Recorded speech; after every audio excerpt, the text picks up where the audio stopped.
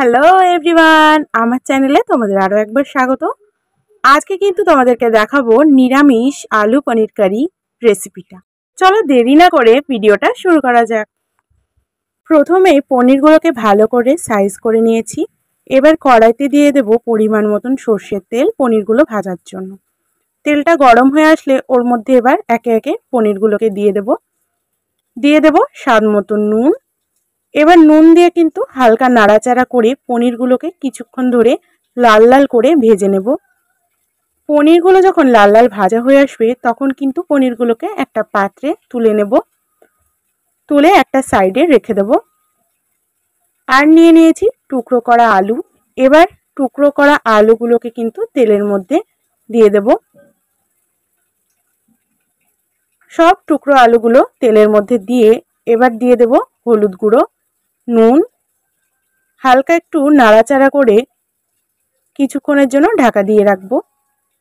কিছুক্ষণ পর ঢাকাটা খুলে এবার কিন্তু আলুটাকে আমি নাড়াচাড়া করে খানিকক্ষণ ধরে লাল লাল করে ভেজে নেব।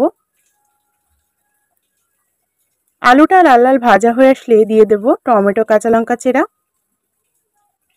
টমেটো কাঁচা লঙ্কা চেরা দিয়ে হালকা নাড়াচাড়া করে ভাজা ভাজা হয়ে আসলে এর মধ্যে এবারে দিয়ে দেব আদা বাটা,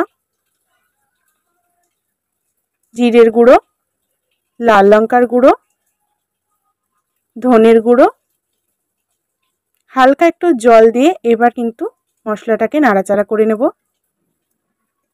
সামান্য পরিমাণ চিনি দেব। এবার কিন্তু আমি বারে বারে অল্প অল্প করে জল দেব আর মশলাটাকে কষাবো। বেশ কিছুক্ষণ ধরে কষানোর পর কিন্তু দিয়ে দেব পোস্ত বাটা। এবার পোস্তটা দিয়ে ভালো করে নাড়াচাড়া করে নেব। পোস্তটা দিয়ে কিছুক্ষণ নাড়াচাড়া করার পর দিয়ে দেব পরিমাণ মতন জল।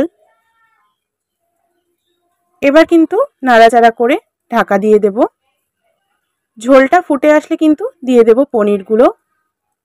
তারপর নাড়াচাড়া করে খানিকক্ষণ ধরে ঝোলটাকে ফুটিয়ে নেব। ঘন ঘন হয়ে আসলেই কিন্তু একদম রেডি হয়ে যাবে গরম গরম নিরামিষ আলু পনির কারি।